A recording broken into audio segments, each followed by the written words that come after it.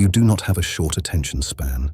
That is the polite explanation, the convenient explanation, the explanation that protects your ego from having to look deeper. The uglier truth is that your mind has been trained to run from anything that might force you to confront yourself.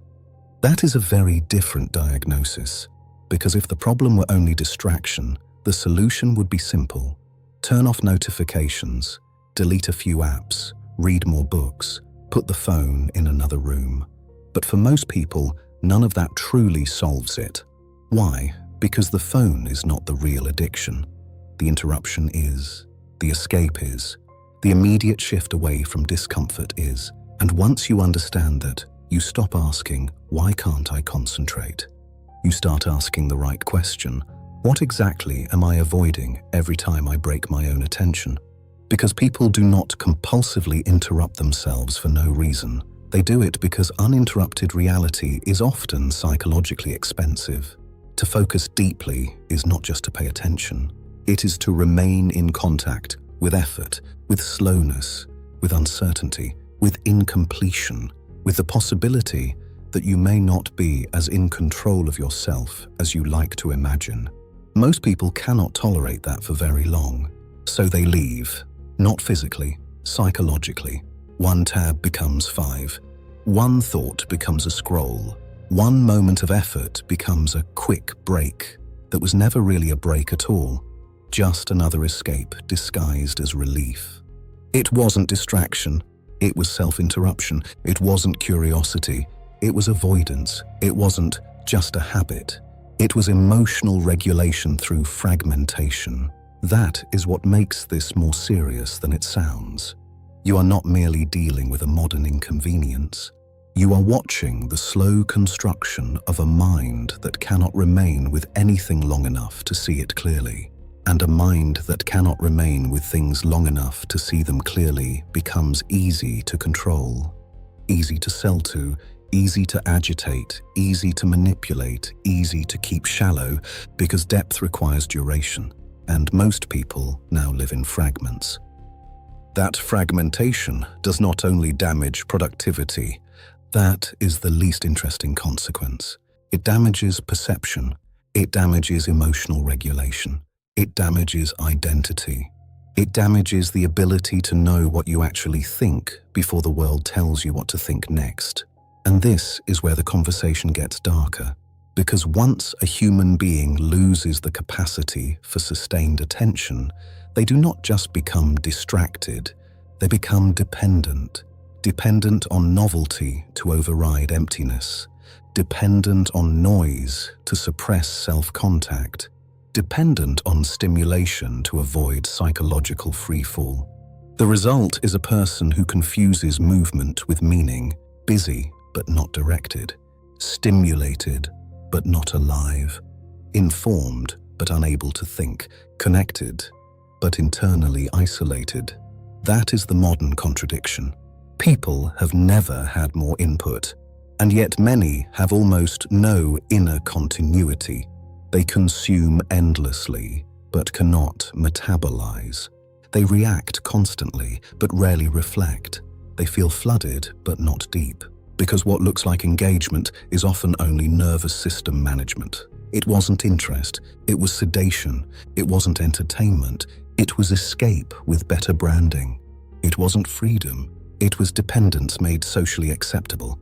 And the dependence runs deeper than most people are willing to admit. Because what many call distraction is often the inability to tolerate the first few seconds of unmediated existence. No screen, no voice, no update, no music, no feed, no interruption. Just you and your own unfinished mind. That is where the panic starts. Not always dramatic panic. More often, the low-grade version that rules modern life. Restlessness, agitation, vague mental itching, the almost immediate need to check something, anything, before a thought has time to fully land. That sensation is not trivial. That sensation is diagnostic, because a person with a stable relationship to their own inner life does not need constant interruption to remain intact. They can let a thought unfold. They can let silence exist. They can tolerate the slow forming of something real. But many people cannot. Not because they are stupid, not because they are weak, because somewhere along the way, they learned that stillness is dangerous. Stillness means feeling. Feeling means exposure. Exposure means loss of control. So they train themselves out of contact and then call it personality. I just get bored easily. No, you may be underdeveloped in your tolerance for stillness. I work best with lots going on. No, you may have become dependent on overstimulation to avoid internal collapse. I'm just someone who needs constant input. No, you may have forgotten what your own mind sounds like when it is not crowded. This is what people do constantly. They rename dysfunction in flattering language. Compulsion becomes preference. Avoidance becomes lifestyle. Dependence becomes identity. And once identity forms around the adaptation, defending it becomes automatic. That is why people resist deeper interpretations, not because they are false, but because they threaten the story. The story says, you are busy. The deeper truth may be that you are defended. The story says your attention span is broken by technology. The deeper truth may be that technology succeeded because it attached itself to needs that were already there.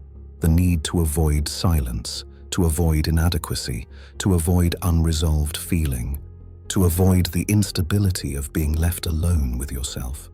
Technology did not create all of this. It industrialized it. It found human vulnerability and scaled it. And vulnerability is the key word here. Because behind so much distraction is not mere weakness, it is fragility. The ego is far more fragile than people imagine. People speak of ego as arrogance, vanity, self-importance. Sometimes it is, but at a deeper level, the ego is a structure of continuity. It is the system that says, this is who I am, this is how I matter, this is what keeps me psychologically together. And that structure requires maintenance. More maintenance than most people realize. That is why attention is so valuable to external systems, because attention is the entry point into ego maintenance. Once something can capture your attention, it can begin shaping your identity, feeding your insecurity, amplifying your envy, directing your desire, and influencing the image you hold of yourself. This is why the scroll is so effective. Not because every piece of content is brilliant, but because every piece of content can be used by the ego to compare, to admire, to resent, to imitate, to fantasize, to feel superior, to feel inferior, to feel located. That is what many people are really doing online. Not searching for information, but searching for psychic orientation. Who am I compared to these people? Am I behind? Am I desirable? Am I failing? Am I visible? Am I enough? Am I superior to someone? Can I still believe I matter? That is not passive consumption. That is identity regulation. And once you see that, distraction looks less innocent. A distracted person is often not simply unable to focus. They are caught in a constant loop of self-reference, using external stimuli to regulate internal instability. That is why the relief never lasts. A notification gives relief, then it fades. A new video gives relief, then it fades. Someone wants you, relief, then it fades. You post something, relief, then it fades. You check for reactions, relief, then it fades. Because the object was never the answer. It was only the regulator. It wasn't satisfaction. It was temporary stabilization. It wasn't connection. It was ego maintenance through response. It wasn't meaning. It was interruption powerful enough to postpone emptiness. This same mechanism appears in relationships, which is why so many people misunderstand both love and attention. They think they are drawn to certain people because of chemistry. Often they are drawn because the person activates a familiar emotional pattern. They think they miss someone because there was depth. Often, they miss the regulation that person provided. They think obsession means importance. Often obsession means unresolved attachment fused with fantasy. It wasn't love. It was nervous system dependence. It wasn't intimacy. It was relief from abandonment anxiety. It wasn't passion. It was the body recognizing an old wound and calling it fate. People do this because the mind does not seek truth first. It seeks continuity. Familiar pain often feels safer than unfamiliar peace. Familiar chaos feels more alive than quiet coherence. And familiar dysregulation feels like intensity, which many people mistake for aliveness. That same mistake exists in attention. People become so overstimulated that depth begins to feel dead. Reading feels flat. Silence feels empty. One task feels oppressive. A long conversation feels effortful. A difficult book feels unbearable. Why? Not because those things lack value, because the nervous system has been recalibrated to expect rapid variation. When the mind is trained on constant novelty, stable reality begins to feel insufficient. Not because it is insufficient, but because the mind has become too inflamed to perceive subtle reward. That is one of the darkest effects of chronic distraction. It destroys your palate. You stop being able to taste slower forms of meaning. The page becomes too quiet. The walk becomes too still. The conversation becomes too linear. The process becomes too long. The relationship becomes too ordinary. The work becomes too demanding before reward arrives, and so the person goes back to whatever delivers faster psychic return. That does not make them immoral, it makes them conditioned. But conditioning, left unexamined, becomes character. This is where self-deception enters the picture. Human beings do not like to see themselves as dependent, so they narrate dependency in more flattering language. They say they are keeping up. They say they are just taking a break. They say they need background stimulation. They say they are better under pressure.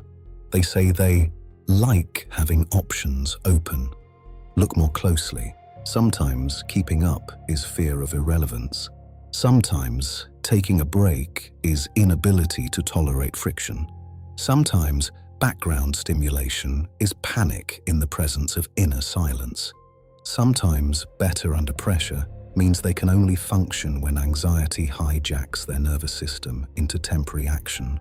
Sometimes options are not freedom at all. They are defense against commitment, because commitment removes escape routes. This is the deeper pattern. Many people are not living from clarity, but from compensation. Compensation is one of the master laws of human behavior. A person feels inwardly deficient in some area, then organizes their habits around balancing that deficiency without ever naming it directly. They feel powerless, so they become controlling. They feel invisible, so they become performative. They feel unworthy, so they become addicted to achievement. They feel internally unstable, so they become addicted to distraction. The compensatory behavior is rarely random. It is functional. It serves the part of the self that cannot bear direct contact with what is missing. So when someone cannot focus, the question is not only neurological, it is existential. What does sustained focus threaten? Maybe it threatens the illusion that you care about what you say you care about. Because if you truly cared, you might not sabotage your own attention every time real effort begins. Maybe it threatens an identity built on potential. Because once you stay with one thing long enough, you must face your actual level of competence, not your fantasy of what you could be. Maybe it threatens your emotional defenses. Because stillness gives grief, anger, fear, and inadequacy time to become recognizable. Maybe it threatens the entire performance of self you have built through speed, reaction, and constant motion. Because movement can hide emptiness for a long time, but not forever. It wasn't ambition, It was compensation. It wasn't busyness. It was avoidance given social status. It wasn't that you had too much going on. It was that stopping would have forced you to hear yourself. This is why deep attention is psychologically dangerous. Not because attention itself harms you, because it removes anesthesia.